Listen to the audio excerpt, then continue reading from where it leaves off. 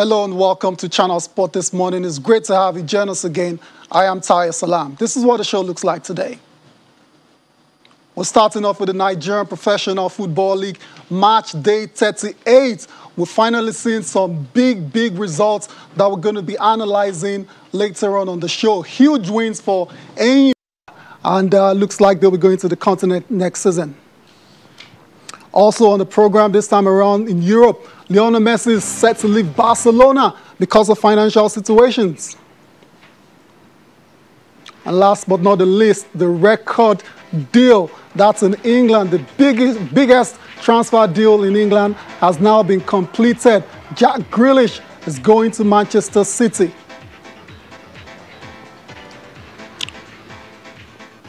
All right, so that's it. Those are your headlines for the show. As you can see, I am flying solo today. That's because my co-pilot is not around, obviously. But I've got a passenger with me who's going to be making his field debut. Ademola Ogunbono joins me from the very start. Good morning, Ademola. It's great to have you. Thanks for having me.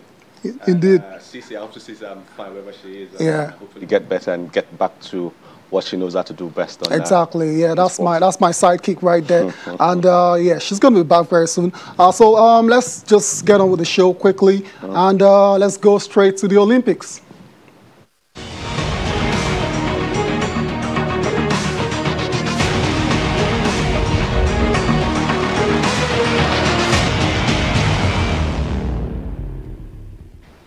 You're welcome back to our coverage of the Tokyo 2020 Olympics. Of course, it's winding down, and we're here to tell you that Nigeria's finally concluded all of our competitions early this morning. One last person was out this morning. That was in the 50 kg women's freestyle. Adijat Idris, she came on the mat, but unfortunately, it wasn't meant to be for her. She was comprehensively beaten 10-0 by technical superiority.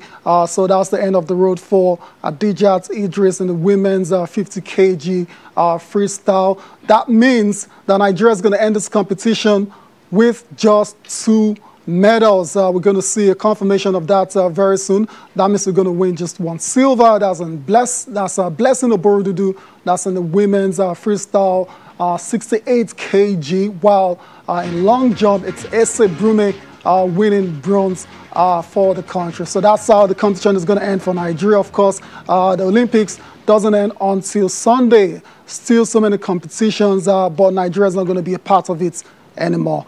Demola, yeah, first your thoughts on the wrestler, Adijat. I think just like we have with Adekuro as well, and a few other ones, you know, when it comes to competition like this, they were leading in both instances, but then they get pinned down, and then, you know, they lost those matches. It's just like in boxing.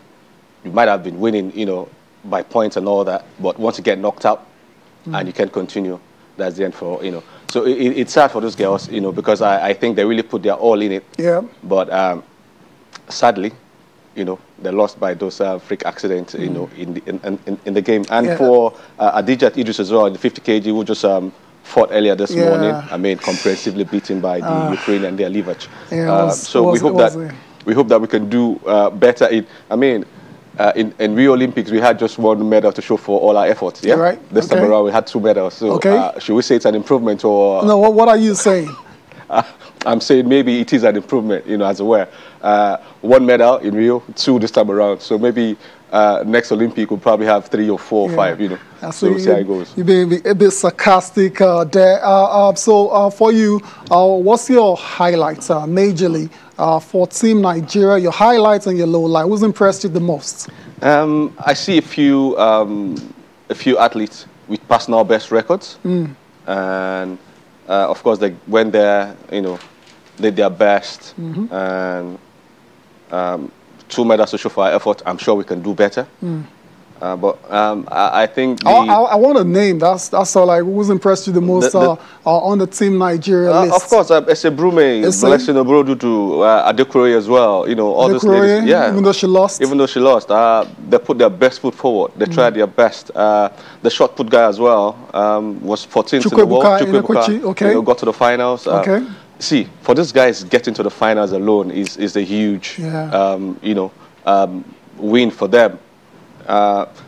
Don't forget that our preparation going into these Olympics is nothing to write home about. Not the best. We could have done better. But I think all the lows far outweighs the highs for me in the Olympics. Some things we could have done. We had 10 athletes who were So going to your low lights, I assume that's going to be one of it. Of course, absolutely, absolutely, because we need to put things in perspective, put things in order for our athletes. And you can see them carrying placards and protesting over there in Tokyo.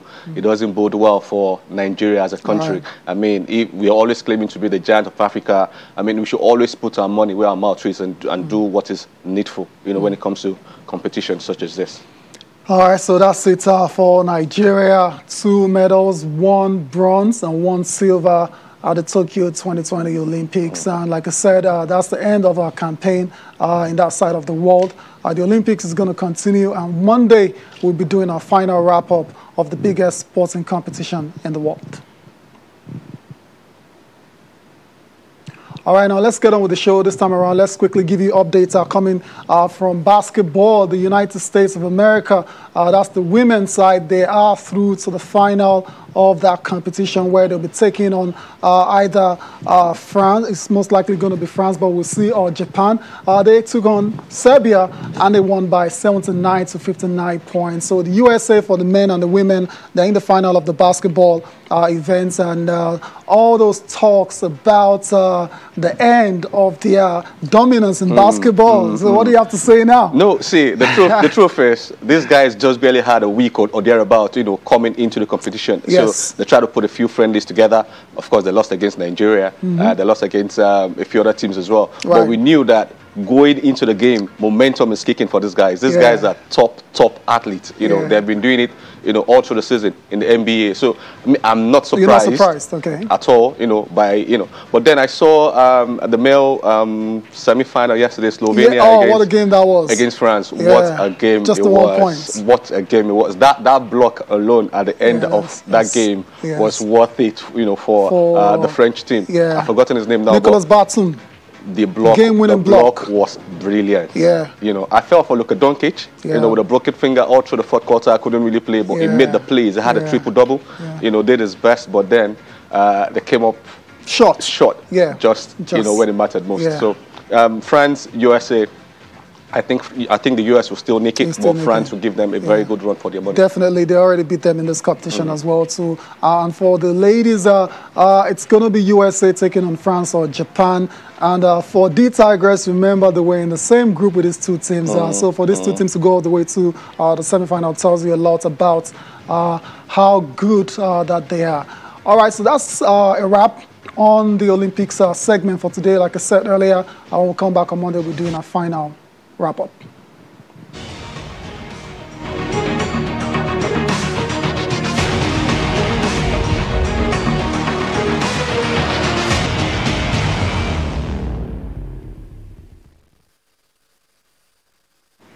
Welcome back to Channel Sport this morning. Let's go and talk a bit about handball now, where the HFN president has been speaking on the National Junior Championship. All is now set for the successful commencement of the Under-12 and Under-15 Handball Championship, which is going to hold from August the 8th to the 17th. The 8th grade competition will hold at Sokoto State Memorial Sports Complex.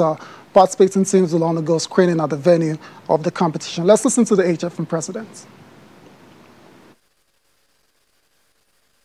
At underage levels such as 12 and 15, we don't put up prize monies at all. So it's more of a participatory thing. The last time we did it in Sokoto, we actually gave all of them notebooks, school items for which they can use in school and all. But again, it is where we start developing our talent. It is the beginning for us of talent development. And We expect to see newbies in the game, people who have never played the game before, people who are probably playing the game for the first time, coming there to showcase their skill. And for us, it is the factory of development for the Nigerian Handball League. So it's a very important tournament. Sokoto, as you all know, they are always ready for this game. The last edition was wonderful. The governor made himself present even at the final, had cocktails with the children, and you can imagine when kids are talking to governors and are able to ask governors questions, it leaves lasting memory in their brain. And I think since then a lot of them have been stuck with handball. They don't want to leave handball anymore. Handball Federation President Samuel Uche speaking on the Under-12 National Junior Championships, which is going to start in Sokoto tomorrow. Hopefully we can discover more talent for the national team. The Handball Federation, they're one of the most active federations in the country. They're always working. If it's not the Premier League, it's the Division 1 championships going on. Now it's the National Junior Championships. It is. And kudos to what the President is doing. Good one for them. But I wonder why we didn't see them or their representatives in the Olympics. You know, because over time, you know, I think they've been doing really well as well. But then this is a good development. Yeah, indeed. There was a time when handball was very strong in the country. Yeah, years ago. But you have to admit, I have to admit as well to that there was a lull period, and this is like a comeback of the sport. They're on the right track. Yeah, and it's just brilliant to see so many kids, you know, trying to make their mark in the game. So it can only bode well for them and for the country as well in the long run. Spot on. Not everyone is going to play football, Absolutely. right? Yeah, Absolutely. So it's good to see kids turning out to play handball as well. So yeah, we wish congratulations and all the best for this particular championships, which is going to start in Sokoto tomorrow. Let's leave handball and go to football now and talk about the Nigerian National League, the most important league in the world, or in Nigeria, in quotes. That's what they say, the organizers. But it's just a controversial league. There's too many off-the-field issues. Demola if they're not beating the referees, they're abandoning games, and it's just all around a mess. I really think that those who are in charge, they are not meeting out sanctions, serious sanctions enough, you know, to deter, you know, all what is happening. Of course, we have on-field issues, we have off-field issues, and we just hope that we can get our act together. How long are we going to keep saying this? Honestly. That's the issue. It's been going on for too long. I mean, the National League is synonymous with all of this negativity. And violence here and there, you know, in matches. I mean, recently, a couple of days ago, Ben Insurance are threatening to pull out of the league again because they feel aggrieved that certain decisions are going against them. And let's recall that particular clip coming from the Deputy Governor of Ben Insurance talking about why they need to pull out of the league. Just last weekend, Remo and Joy Comment played 1-1 after regulation time. The extra time, the match was abandoned. And 2 red cards were issued to Joy Comment player in Lagos, including the goalkeeper. And the players and the official discovered that the referee was not fair, and they abandoned the match. The rules, according to FIFA, matches must be completed, and any match that fall within outside the regulation time, the score as at the time the match was abandoned is supposed to be what is will be. And if you want to follow that, that means Joy Comment and Remo played 1-1. Don't also forget Bender Assurance and Remo, that has been a controversy. We accepted the appeal panel's verdict. And remember I said that I hope when the game starts, they will not shift the post.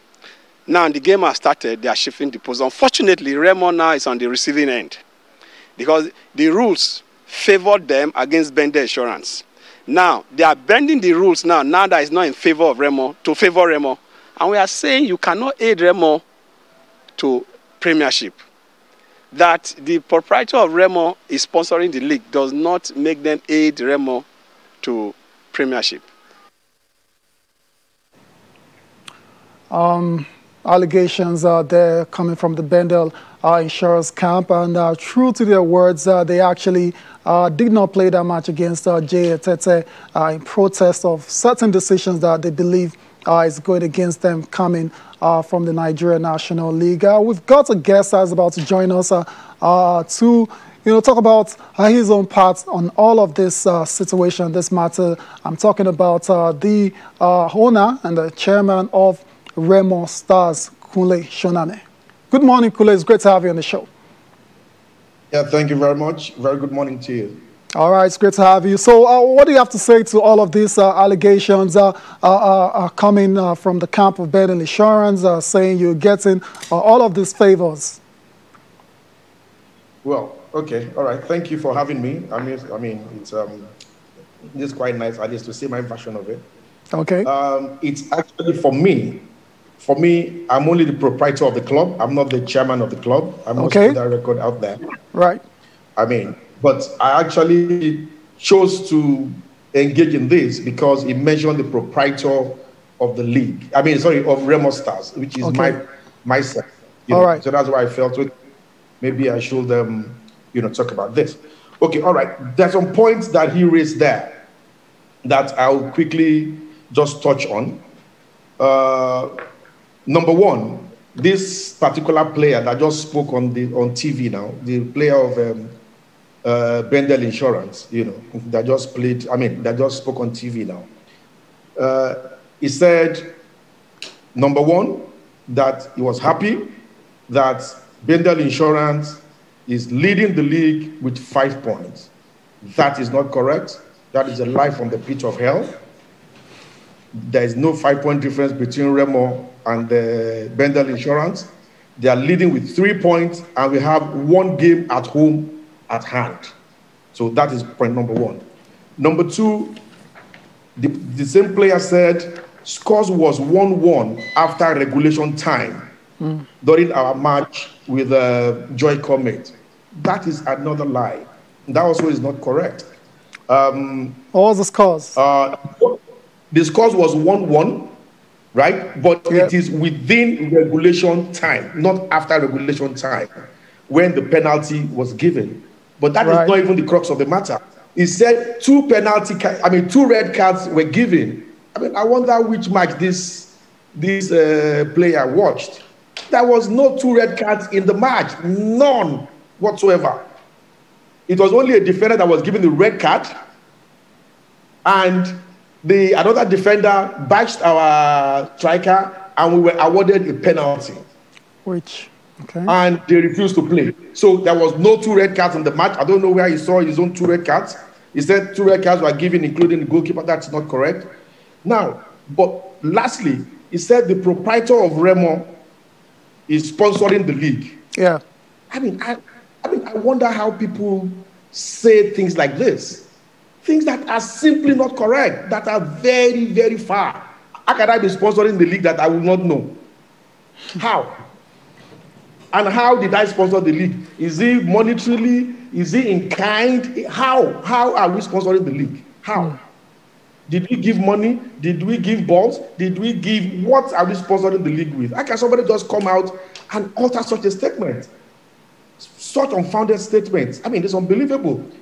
And he went further to analyze, to talk about different instances. Okay? He was actually comparing apples with oranges. The rules are clear. This is not politics. This is football. It's guided by the rules. Right? Now, he said that that we were, it was liking the game at Joy Comet to the one at Ikene, which ended in a controversy, like he said. Yeah, they had to go finish the game. Oh, yeah. Sorry, say that again? Yeah, they had to go finish that particular game. They had to play to the end. No. They had to go to Enugu to play against Ole Arrow. Because that was just 74 minutes played. Yeah. So they had to go there to continue. But the rules are clear. I'm going to read out the rules to you now. You hear it. Very, very clear. Okay, in this particular one, this Joy Comet versus Remo, they refused to play for 5 minutes. Rule 14.8 of this NNL League says, and I'll read out now, any club that refuses to continue with a game for a period of up to 5 minutes in a match or till expiration of full time of either half of the game, or walks off the pitch in any form of protest against the decision of the referee or otherwise, shall be liable to a fine of 500,000, and the club shall forfeit the match to its opponent by 3 points, 3 goals, or the scores at the time of abandonment, whichever is higher. So where was he seeing his own rules? This is 14.8. The rule he was talking about, okay. In I mean, sorry. Can you wrap it up now, please? Okay. Well, I'm just saying that it's quite unfortunate. I don't know where he got his own rules from. Okay. I mean, the rules are clear. I mean, we are on the side of the law. And then when our supporters, misbehaved in Remo, we were sanctioned according to the rules. We were fined. We were fined. That's what the rule says. Okay. I mean, all right. Fine. All right. All right. We're going to have to leave it at that just for now. Thank you very much for joining us on the show, Kunle Shoname, as the proprietor of Remo Stars. Thanks for having me. Thank you. Thank you indeed. We need to go on a break now. When we come back, we're going to be talking about Leonardo Messi, the bombshell, the biggest story in the world of football. End of an era. Join us again. You're welcome back to Channel Sport this morning. Time to take a look at the Itil Cup. It's the final day weekend that's going to happen on the 8th of August. We have a finalist for you. We're going to go do a quick rundown on how they got to the final, starting with the men's Itil Cup. And Bayelsa United, a surprise finalist, Giant Killers. They've gone all the way, but there's one more hurdle for them. That's Nasarawa United. But let's take a look at how Bayelsa United found themselves in the final of the Itil Cup. That's the Nigerian FA Cup against the NAF Rockets. It was a 1-0 victory for them. That was in the round of 64. They beat Rangers. That was an almighty upset in the round of 32. Same scoreline, 1-0, 2-0 against Lobby Stars in the round of 16. And against Gateway United, surprisingly, they had their toughest game. Went into penalties, but they prevailed 5-3 after 1-all stalemate. And last but not the least, against almighty Rivers United, it was a 1-0 win for Bayelsa, and that's how they find themselves in the final of the Itil Cup. The opponent is Nasarawa United. Nasarawa United, the surprise package of the Nigerian Professional Football League. They defeated Bendel Insurance 3-1 in the round of 32. 3-1 against Plateau United. That was in the round of 16. And against Gombe United, it was 1-0. That was in the quarterfinals. In the semifinals, they took on Sunshine Stars. Tough game, ended 2-all. And they managed to prevail 6-5 on penalties. So, how do you see this one playing out? Bayelsa versus Nasarawa United. It's really going to be interesting. Bayelsa have been really impressive. Knocked out a few MPFL teams. Yeah, a few Scarps. Yeah. They themselves, relegated from the MPFL in 2015. But then they were playing Nasarawa United, who just fell short from the MPFL table, from second before the final match day. Yes, and then found themselves in fourth or thereabout. So they'll be smarting. Okay. This is a chance for them as well to qualify for that automatic slot, to play in the CAF Confederations Cup. But Bayelsa have been giant killers. They've been on a very good run. Yeah. Their coach as well has been talking tough. That's Coach Tebowi. So it's really good to see.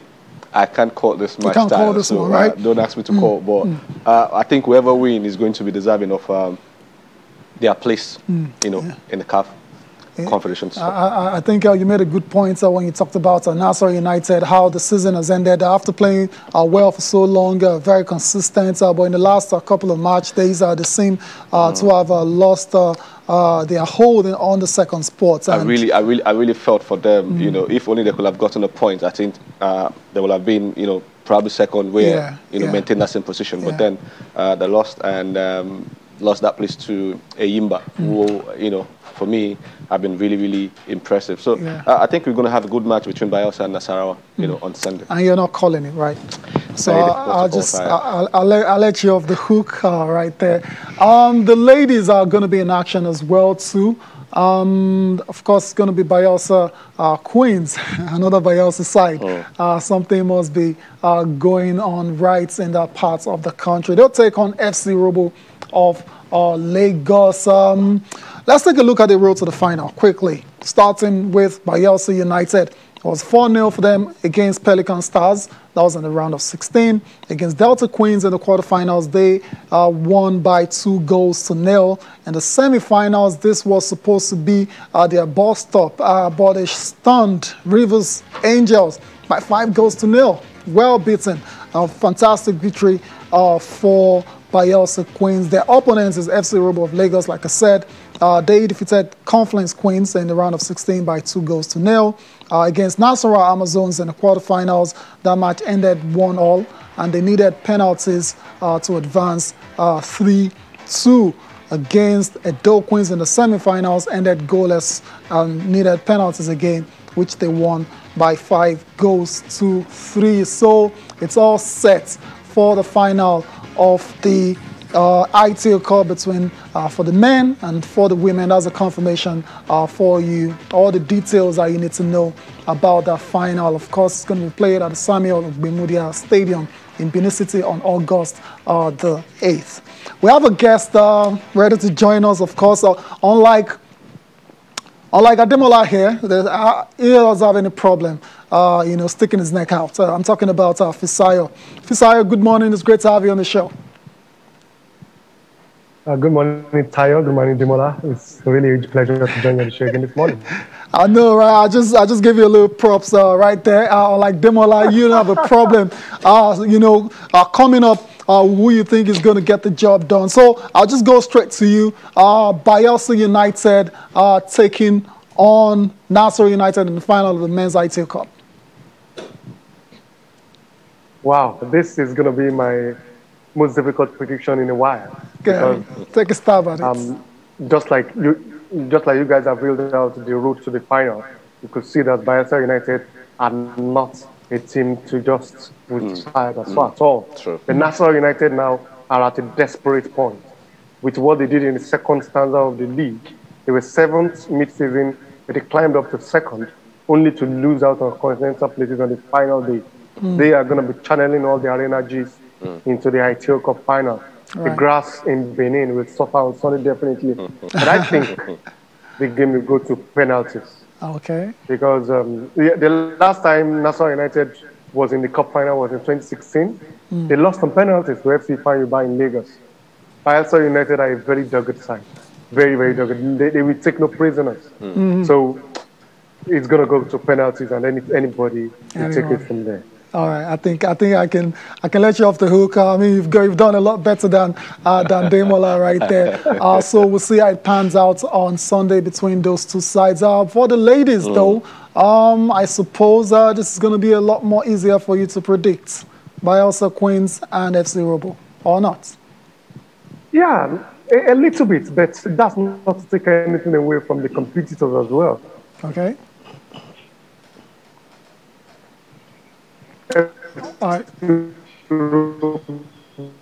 It's cold out there at the moment. I will try to reconnect to Fisayo Dairo later on the show. So, like all finals, Demola is expected to be tight, very competitive. I guess that's why it's talked about going all the way to penalties. Fisayo Dairo is back with us. You were talking about the final between Bayelsa Queens and FC Robo.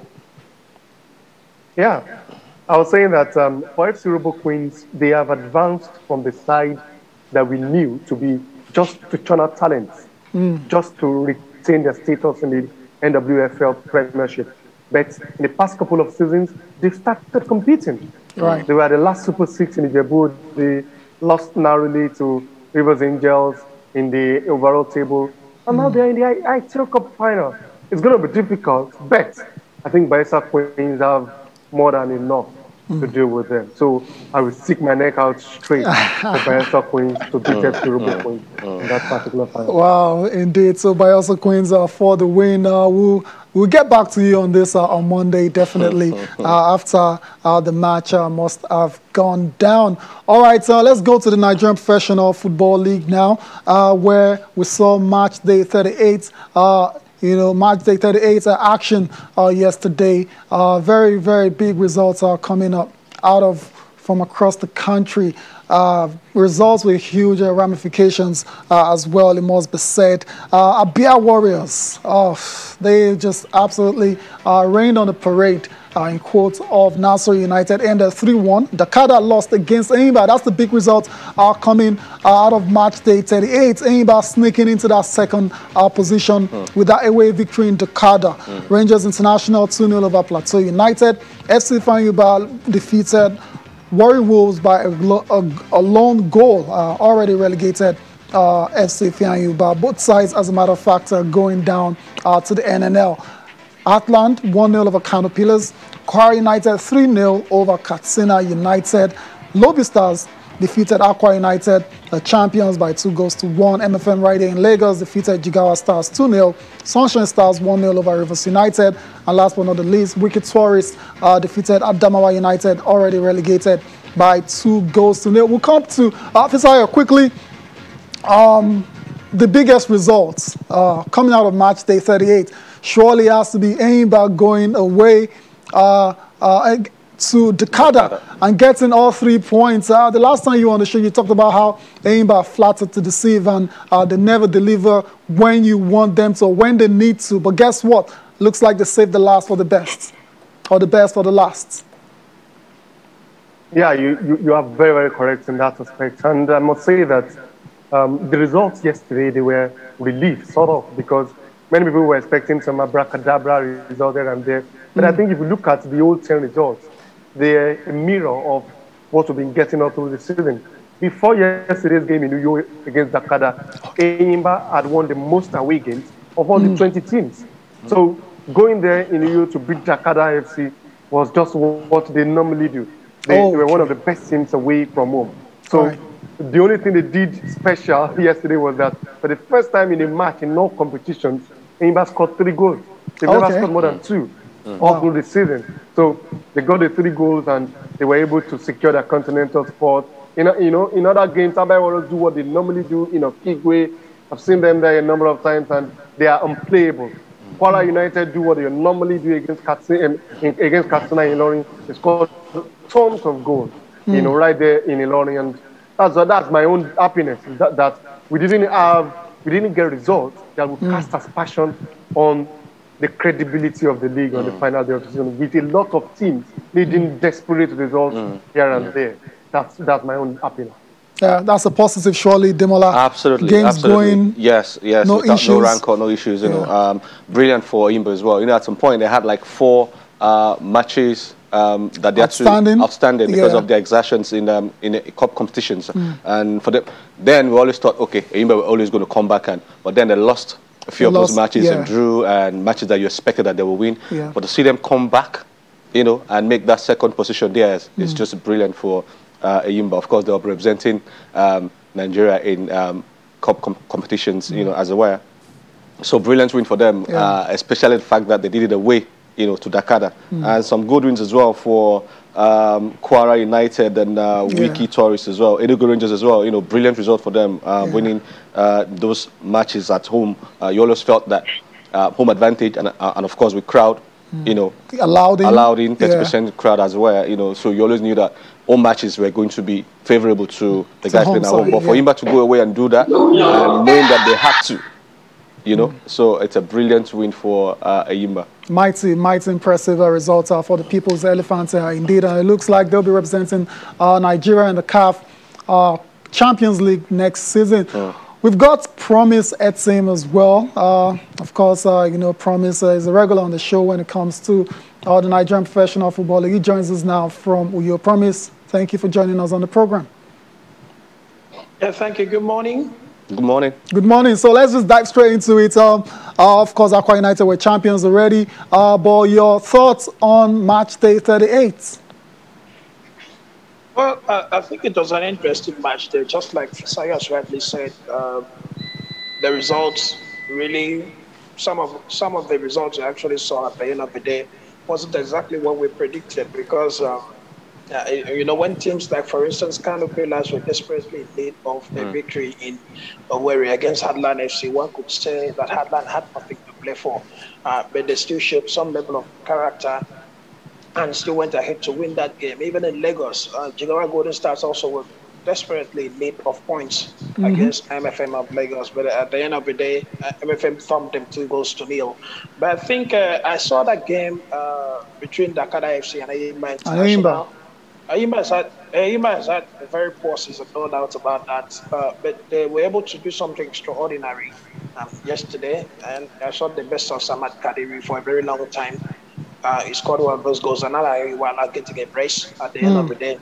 Just like I've talked about MFM and of course Hadland FC, Dakar had nothing to play for, Right. and you might understand exactly how significant this game was for them. So I think it's done and dusted for them, but there's a lacuna which I think the football authorities in the country, by way of communication, should try and sort this out because at the moment from the what has been uploaded by the league management company Yeah. on their official Facebook page. It is still a Yimba International in second spot, while Kwara United are third.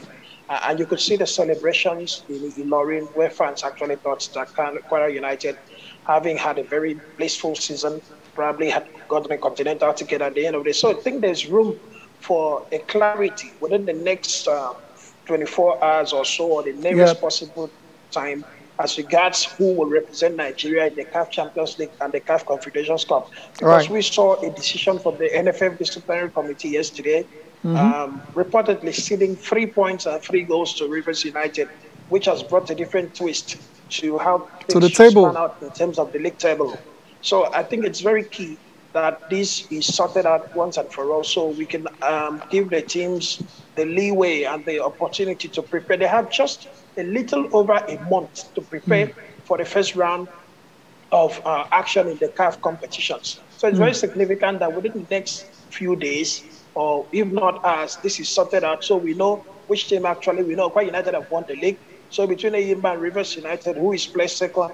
Between Kwara United and Ayimba, who is placed third? So this is very significant, and I think the authorities should do that. But unfortunately, Jigawa Golden Stars, who would have had a window of appeal, they have nothing to actually fight for because they are relegated. So no matter what is the outcome of an appeal or something, won't really change anything. But it's very key that this is clarified. Yes, you're spot on, promise. Fisayo, quickly over to you. But before I get back to Fisayo, let's see the table, that's what it looks like, and see the potential issues, even though the season is supposed to have concluded yesterday. But according to the match day 38 standings that was uploaded by the LMC yesterday, it says final ratification of the table pending on the decision by the NFF Appeals Committee by the Jigawa Golden Stars and Rivers case. Fisayo, the table says it's Aqua United, Ayimba, and Kwara United on the continent. But then there's still something that has to be resolved, the Rivers and Jigawa Stars game. Yeah, it was a shock yesterday because not many expected that. Not many were actually aware that Rivers United took that LMC judgment of last week to the NFF Disciplinary Committee.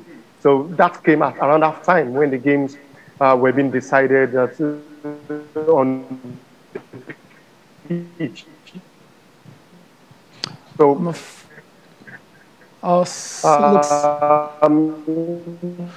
yeah, we're trying to reconnect with Fisayo again. For appeal. The question now is which of the teams will appeal. Any of the teams, but Jigawa Golden Stars. Okay. Carry on. Okay. I was saying that Jigawa Golden Stars do no longer need the points because no matter how the decision comes, they have already been relegated to the second division. But that particular judgment has a say on whether Kwara United would get that continental slot, which they think their performance over the 38 match days have deserved. Remember, they were top of the table as at match day 19. Yep. And for Enyimba, you know, they do not like to settle for the less. Presently, they're in the CAF Champions League position. Will cases be reversed than it was last season? Last season, it was Rivers United in Champions League position, Rivers United Enyimba in Confederation Cup, and PPG and Gold G, head-to-head separated it. Is it going to be reversed this time around? So a lot will be decided, but I think that should be concluded within 1 or 2 weeks because it's an appeal. Whoever is going to appeal has to file in the appeal today or Monday, and then the appeal can sit next week and we get the judgment. Maybe the aggrieved party might still take it to CAS, the Court of Arbitration for Sport, but I think we need this particular scenario in our football. We need this, of course, the LMC in their decisions took the fault, they took the blame. They sent the disciplinary stuff to a wrong email address. I think it will be harsh to punish Jigawa Golden Stars on that, but we have to exhaust this particular case. Of course, they have to do it as soon as possible as well. Officer, promise kindly hold on there. We need to go on a break now. When we come back, we'll take your concluding thoughts. Join us again. Welcome back to Channel Sport this morning. We still have Fisaya Diary as well as Promise Etim from Uyo. Promise, before we went on the break, you wanted to chip in on the situation involving Rivers and Jigawa Stars. Well, I think it's very significant that we point out here that clubs should do better in terms of management of information, in terms of record keeping, and in terms of how efficient their secretariat is. Because aside depending on the LMC to let you know that your player has actually accumulated 5 yellow cards, what's the essence of record keeping? Why do we have a secretary in a club? They should keep the records.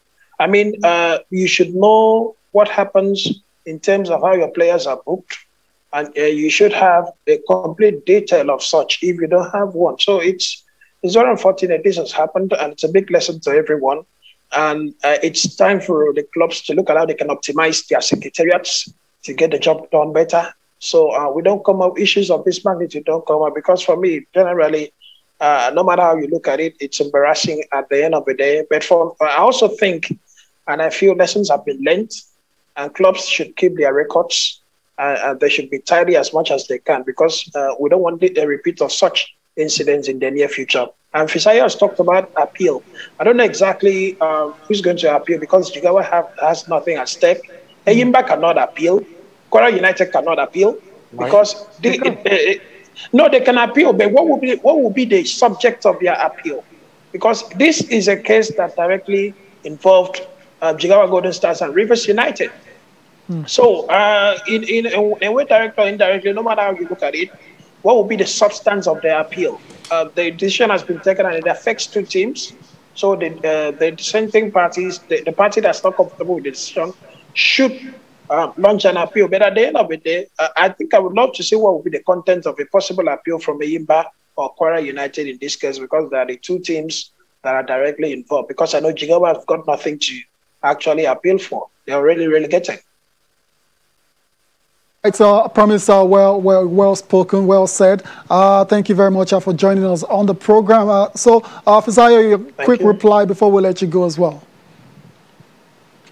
Yeah, I want to believe that if a decision, a judgment, it has a consequence on the entire league, on at least 2 or 3 teams, any of them can appeal. They are joining the judgment already. You know, Kwara United can file the appeal, and Enyimba based on precedence of this matter, because when it happened, and again, like I mentioned earlier on, it's going to be unfair for Jigawa Golden Stars to be punished. Yes, I understand the fact that clubs have to take their records, although I also know how difficult it can be. Yeah. We have a league whereby, we are running a league whereby sometimes it's difficult. You can watch a game 90 minutes and you don't know that something has happened in the tunnel. So, but I like the element.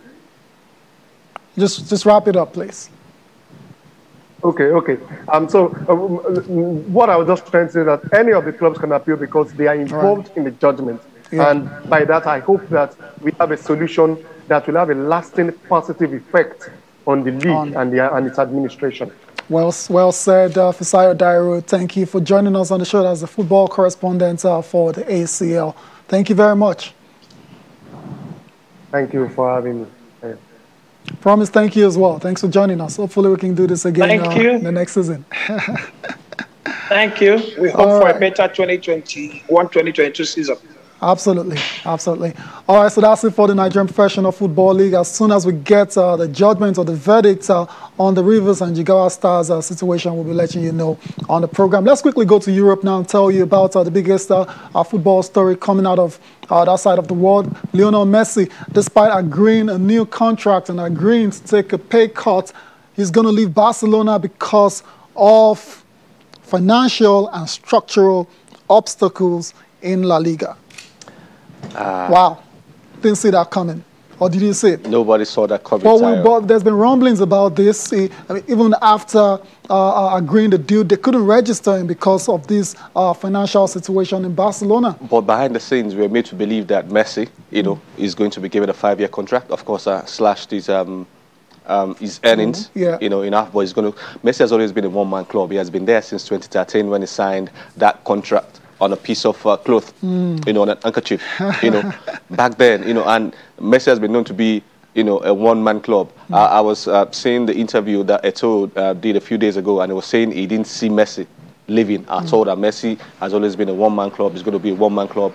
Messi is Barcelona, and Barcelona is Messi. Yeah. But to see that, to hear that news yesterday, and fans crying their eyes out, and you know what Messi has done, to Spanish football in general and Barcelona in particular. I mean, he's a god there in Barcelona, and that news was just shattering for Barcelona fans. But like we used to say, no one man is bigger than. But I think Messi's just. Almost. Almost. So I'm sure Barcelona will bounce back. Of course, it's sad to see.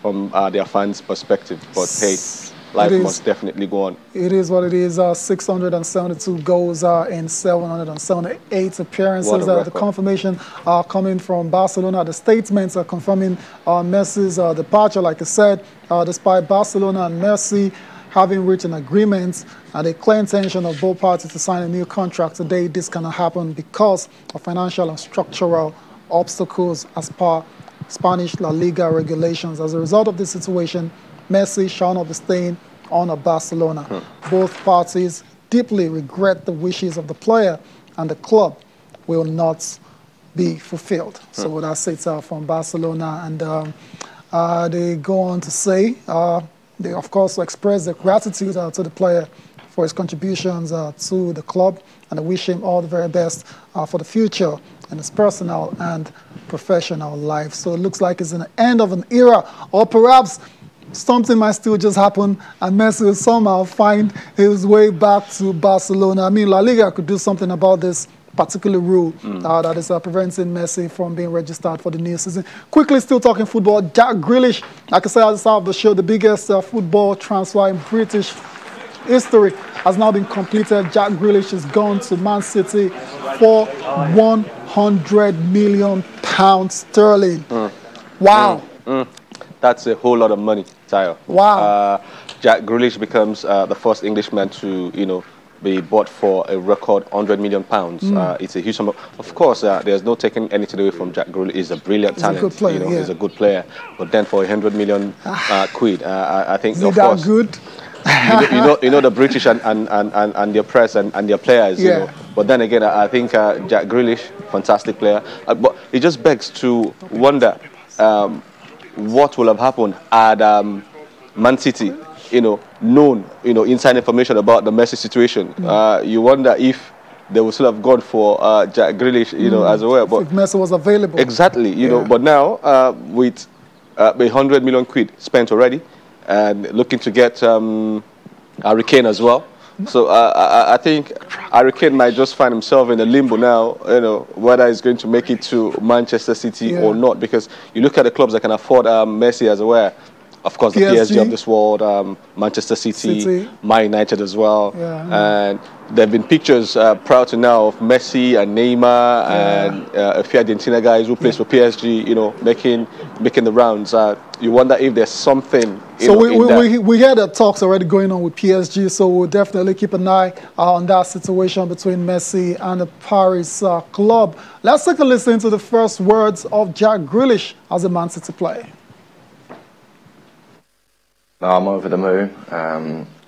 You know, to come and play for a club like Man City is obviously massive. You know, for me personally, it was obviously a difficult few months because, you know, I think I've obviously been a Aston Villa fan my whole life. But you know, when I spoke to the manager here, and you see, you know, what type of players that they've got here. In the end, you know, it was something that I couldn't say no to, and yeah, I'm absolutely delighted to be here. The most expensive British footballer ever, Jack Grealish. Thank you for joining me on the show today. Decent game. Yeah, it's Thank you guys for watching as well. To enjoy the rest of your day. Join us again on Monday. I am Taya Salam.